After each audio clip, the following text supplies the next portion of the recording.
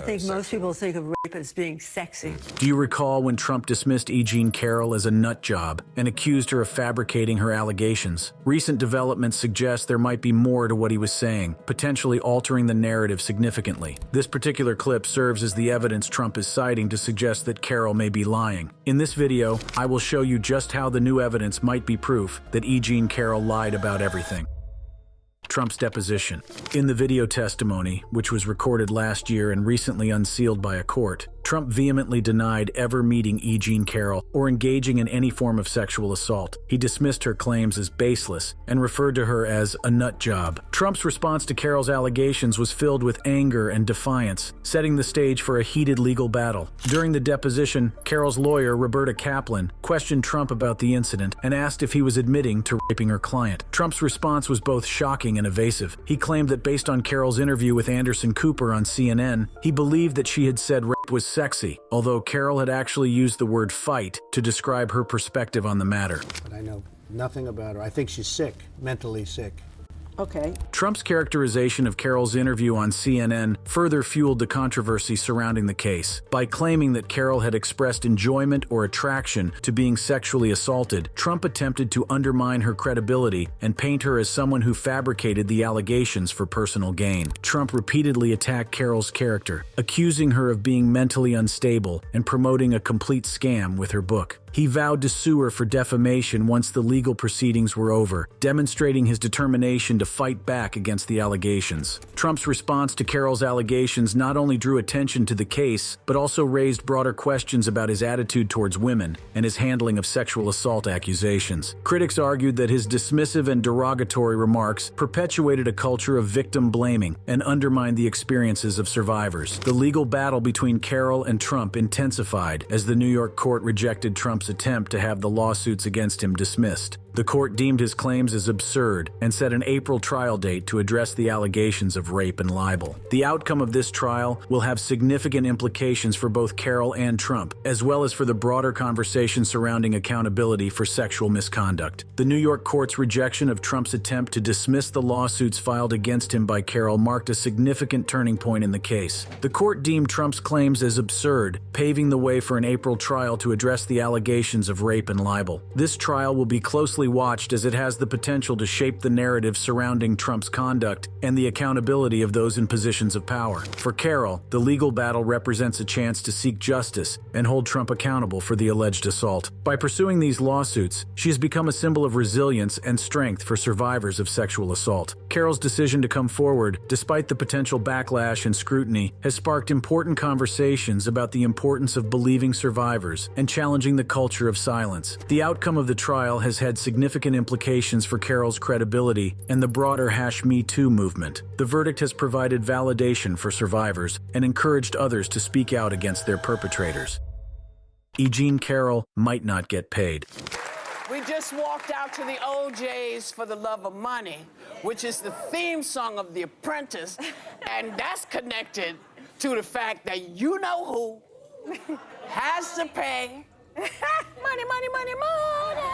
In the world of high-profile legal battles, few cases have garnered as much attention as the defamation lawsuit brought by E. Jean Carroll against former President Donald Trump. Carroll, a respected advice columnist, accused Trump of sexually assaulting her in the mid-1990s. In response, Trump vehemently denied the allegations, dismissing them as fabrications aimed at boosting Carroll's book sales. The legal saga took a dramatic turn when a federal jury in New York ruled in favor of Carroll, awarding her a staggering $83.3 million in damages. The jury found that Trump's denials of the assault constituted defamation, tarnishing Carroll's reputation and causing her significant emotional distress. It was a landmark victory for Carroll, who had bravely come forward with her story, only to face the wrath of a powerful figure. However, despite the jury's verdict, Carroll now finds herself facing a new set of challenges. In a recent court filing, Carroll's lawyer, Roberta Kaplan, expressed very serious concerns about Trump's willingness and ability to pay the substantial judgment. Kaplan Kaplan argued that Trump's legal troubles and financial uncertainties cast doubt on his capacity to fulfill his legal obligations. He simply asked the court to trust me and offers, in a case with an $83.3 million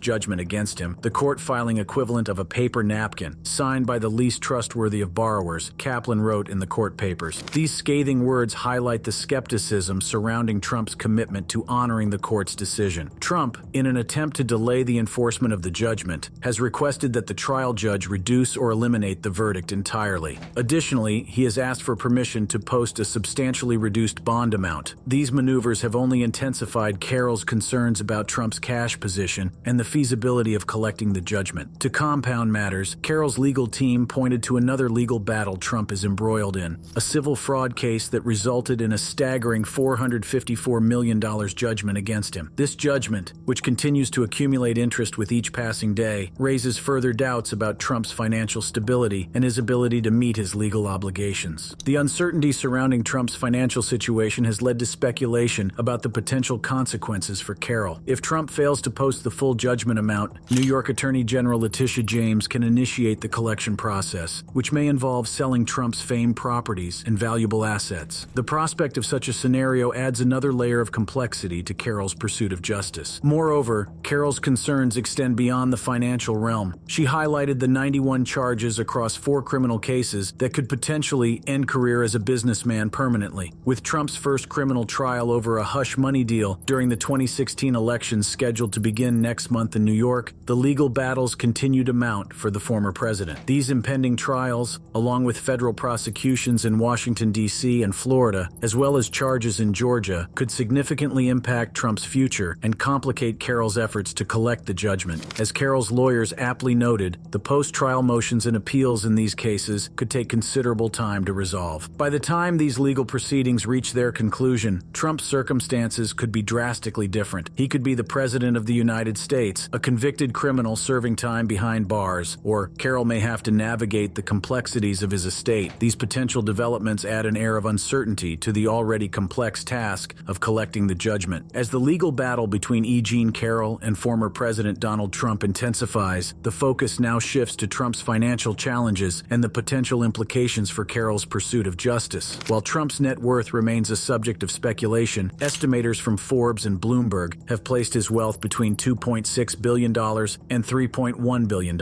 However, the multi-million-dollar judgments against him raise serious doubts about his ability to pay up. In a deposition with New York Attorney General Letitia James's office last year, Trump claimed to have substantially in excess of $400 million in cash. Yet with the $454 million judgment in the civil fraud case and the $83.3 million verdict in Carroll's defamation lawsuit, it becomes increasingly unclear whether Trump possesses the necessary funds to fulfill these financial obligations. Carroll's concerns about Trump's cash position are not unfounded. Recent developments have given rise to doubts about his financial stability and the feasibility of collecting the judgment. Trump's request to delay the enforcement of the judgment and his proposal to post a substantially reduced bond amount only add to the uncertainty surrounding his ability to meet his legal obligations. Furthermore, Carroll's legal team has highlighted the potential consequences of Trump's mounting legal troubles. With 91 charges across 4 criminal cases, Trump's career as a businessman hangs in the balance. His first criminal trial, related to a hush money deal during the 2016 election, is scheduled to begin next month in New York. In addition to this trial, Trump faces federal prosecutions in Washington, D.C. for alleged election interference and in Florida for mishandling classified documents. He also faces charges in Georgia for interfering in the state's election. The outcome of these criminal cases could have far-reaching implications for Trump's financial standing. If he is convicted and sentenced to serve time behind bars, his ability to generate income and fulfill his legal obligations would be severely compromised. This could significantly complicate Carroll's efforts to collect the judgment awarded to her. Moreover, the potential impact on Trump's career as a businessman cannot be overlooked. A conviction in any of these cases could tarnish his reputation and make it increasingly difficult for him to conduct business effectively. The consequences of these legal battles could extend beyond the courtroom, affecting Trump's financial stability and his ability to meet his legal obligations. Carroll's lawyers have astutely pointed out that by the time the post-trial motions and appeals are fully resolved, Trump's circumstances could be drastically different. He could be the president of the United States, a convicted criminal serving time behind bars, or Carroll may may have to navigate the complexities of his estate. Any of these developments could substantially complicate the collection efforts in Carroll's case.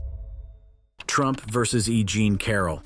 Carroll, a renowned writer, accused Trump of sexually assaulting her in the mid-1990s at the prestigious Manhattan Bergdorf Goodman department store. In her 2019 memoir, she bravely shared her harrowing experience, recounting the traumatic event that forever changed her life. According to Carroll, she encountered Trump while shopping for lingerie in the store. As she was browsing, she recognized the famous real estate mogul and television personality. What started as a seemingly innocent encounter quickly took a dark turn. Carroll alleges that Trump approached her, engaging in a friendly conversation before suddenly pushing her against a wall and forcibly penetrating her. The details of Carroll's account are chilling. She vividly described the fear and helplessness she felt in that moment as Trump violated her without consent. The trauma of the assault has haunted her for decades, and she decided to come forward, hoping for justice and to prevent others from suffering a similar fate. However, instead of finding support and understanding, Carroll faced a barrage of skepticism and disbelief. Trump, who has consistently denied all allegations of sexual misconduct against him, dismissed Carroll's claims as a fabrication to promote her book. This led Carroll to file a defamation lawsuit against Trump in 2019, seeking to hold him accountable for his damaging statements. The courage displayed by Carroll in sharing her story cannot be overstated. Coming forward with allegations against a powerful figure like Trump takes immense bravery, as survivors often face backlash, victim blaming, and character assassination. Carroll's decision to speak out, despite the potential consequences, is a testament to her determination to seek justice and shed light on the pervasive issue of sexual assault. The impact of Carroll's allegations reverberated throughout the nation, reigniting conversations about the treatment of women and the power dynamics that enable perpetrators to go unpunished. It also brought attention to the numerous other women who have accused Trump of sexual harassment or assault over the years. As Carroll took the stand, ready to share her truth, she braced herself for the grueling questioning that awaited her. Trump's lawyer, Joe Tacopina, sought to cast doubt on Carroll's allegations, aiming to portray her as a liar and discredit her account of the assault. Tacopina's line of questioning began with a dismissive tone as he asked Carroll, "You were supposedly raped?" Carroll, determined to assert her truth, responded with unwavering conviction, stating, "Not supposedly, I was raped." Her firmness in the face of skepticism demonstrated her unwavering resolve to be heard and believed. The cross-examination then took a disturbing turn as Tacopina probed into Carroll's reaction during the alleged assault. He asked whether she screamed, insinuating that her failure to do so undermined the credibility of her claims. Carroll, undeterred, calmly explained that she did not scream, but emphasized that it did not diminish the fact that she was raped. Her response was met with further pressing from Tacopina, who seemed determined to undermine her account. Carroll's powerful retort reverberated through the courtroom as she declared, "He raped me, whether I screamed or not." Her words echoed the experiences of countless survivors who, for various reasons, may not react in the expected manner during a traumatic event. Carroll's refusal to be silenced or discredited highlighted the importance of believing survivors, regardless of their immediate reactions. Throughout the cross-examination, Tacopina attempted to question Carroll's credibility by focusing on why she only confided in two friends instead of going to the police. Carroll, with unwavering strength, explained that she was terrified of the potential repercussions from Trump, a man with immense power and resources. She pointed out that Trump had 2 tables full of lawyers present in the courtroom, further emphasizing the intimidation she faced. Carroll's concerns were not unfounded. At least 26 women have come forward with allegations of sexual harassment or assault against Trump since the 1970s, all of which he has vehemently denied. The presence of his legal team, coupled with his history of denying allegations, created a chilling atmosphere for Carroll and other survivors who dare to speak out against powerful individuals. The intense cross-examination faced by Carroll exemplifies the challenges and barriers that survivors encounter when they come forward. It highlights the tactics used to undermine their credibility, perpetuating a culture of disbelief and victim blaming. The courtroom became a battleground where Carroll's strength and resilience were put to the test. For years, Carroll kept the assault to herself, grappling with the emotional and psychological aftermath. It wasn't until 2019, amidst the #MeToo movement, that she found the courage to come forward with her story. In her memoir, What Do We Need Men For? A Modest Proposal, Carroll revealed the details of the alleged assault, naming Trump as her assailant. The revelation sent shockwaves through the media and the public. The accusations against Trump, a prominent figure in the business and political world, were met with both disbelief and outrage. Many questioned Carroll's motives, accusing her of seeking attention or attempting to tarnish Trump's reputation. However, Carroll stood firm in her truth, determined to seek justice and hold Trump accountable for his actions. As news of Carroll's allegations spread, other women came forward with similar stories of sexual misconduct involving Trump. Their accounts painted a disturbing pattern of behavior, suggesting that Carroll was not an isolated incident, but part of a larger narrative of abuse. Trump, in his defense, vehemently denied Carroll's allegations. He dismissed her claims as totally false and insisted that he had never met Carroll, despite a photograph of the two together that surfaced in the media. Trump's denial only fueled the controversy surrounding the case, intensifying the public's interest in the truth. Carroll's decision to file a civil lawsuit against Trump for sexual battery and defamation marked a pivotal moment in the legal battle. The courtroom became the battleground for justice, as Carroll sought to prove the veracity of her claims and hold Trump accountable for the alleged assault and the subsequent damage to her reputation. The trial, filled with intense courtroom drama, presented a clash of narratives. Carroll's lawyer, Roberta Kaplan, argued that the evidence, including witness testimonies and Trump's own words, pointed to his guilt. She painted a picture of Trump as a habitual liar and sexual abuser, willing to destroy Carroll's reputation to protect his own. On the other side, Trump's lawyer, Joe Tacopina, vehemently denied Carroll's allegations, claiming that her account was unbelievable and remarkable. He accused Carroll of exploiting the pain and suffering of real victims of sexual abuse for political gain, suggesting that her motives were driven by a desire to bring down Trump. Carroll's lawyer, Roberta Kaplan, meticulously laid out the evidence against Trump. She highlighted the testimonies of witnesses who claimed that Carroll had confided in them about the alleged assault shortly after it occurred in 1996. These witnesses, friends of Carroll, provided crucial corroboration of her account, adding weight to her claims. Kaplan also emphasized Trump's own words, which she argued demonstrated his guilt. She pointed to Trump's claim that Carroll wasn't his type, suggesting that he was implying that he wouldn't sexually assault someone he found unattractive. Kaplan countered this by highlighting the fact that Trump had mistaken a photograph of Carroll for his second wife, Marla Maples, who, according to Kaplan, was exactly his type. She argued that this contradiction undermined Trump's defense. Furthermore, Kaplan drew attention to the infamous Access Hollywood tape, in which Trump boasted about kissing and groping women without their consent. She argued that this tape provided further evidence of Trump's attitude towards women and supported Carroll's allegations. On the other side, Trump's lawyer, Joe Tacopina, vehemently denied Carroll's claims. He argued that large parts of her account were unbelievable and remarkable, suggesting that the entire story was a work of fiction. Tacopina accused Carroll of exploiting the pain and suffering of real victims of sexual abuse to bring a politically motivated case against Trump. Tacopina also questioned the credibility of the witnesses who supported Carroll's claims. He claimed that they had colluded to fabricate the accusations against Trump, pointing to emails sent by one of the witnesses, Carroll Martin, as evidence of a conspiracy. In one of the messages, Martin criticized Trump and mentioned doing their patriotic duty again. Tacopina argued that this indicated a coordinated effort to bring down Trump. Additionally, Tacopina challenged the credibility of Carroll's own words. He highlighted her admission that it was unbelievable that no one else was on the department store floor when she was allegedly assaulted. He also pointed out that Carroll had mentioned an episode of the Law & Order television series that involved a similar scenario to her own story. Tacopina suggested that Carroll had drawn inspiration from this episode, casting doubt on the authenticity of her account. But with all of the limelight on the E. Jean Carroll case, it is easy to say that that is the only case Trump has on his plate.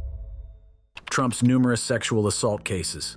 In recent years, the name Donald Trump has become synonymous with controversy and scandal. While his presidency was marked by polarizing policies and divisive rhetoric, it is his alleged history of sexual misconduct that continues to shock the nation. This comprehensive video delves into the sensational and shocking allegations surrounding Trump's sexual misconduct, shedding light on the numerous women who have come forward with their stories. From high-profile cases to lesser-known incidents, we will explore the accusations made against the former president, examining the details and facts that have emerged. It all began in the early 2000s when Donald Trump was a prominent figure in the world of business and entertainment. The first whispers of sexual misconduct emerged, painting a disturbing picture of the man who would later become the 45th president of the United States. One of the earliest allegations came from Jill Harth, a former business associate of Trump. In 1997, Harth filed a lawsuit accusing Trump of sexual harassment, claiming that he had made unwanted advances and groped her during a business meeting. The case was eventually settled out of court, but it set a precedent for what was to come. Fast forward to 2005, when a bombshell recording was released during Trump's presidential campaign. In the infamous Access Hollywood tape, Trump was caught on a hot mic making lewd and derogatory comments about women. The revelation sent shockwaves through the nation, but despite the backlash, Trump managed to weather the storm and win the election. However, the allegations didn't stop there. In 2016, Summer Zervos, a former contestant on Trump's reality show The Apprentice, came forward with claims of sexual assault. Zervos alleged that Trump had forcibly kissed and groped her during a meeting at his office in 2007. Trump vehemently denied the allegations, calling them fabricated and made up. Around the same time, another woman named Jessica Leeds shared her own harrowing experience with Trump.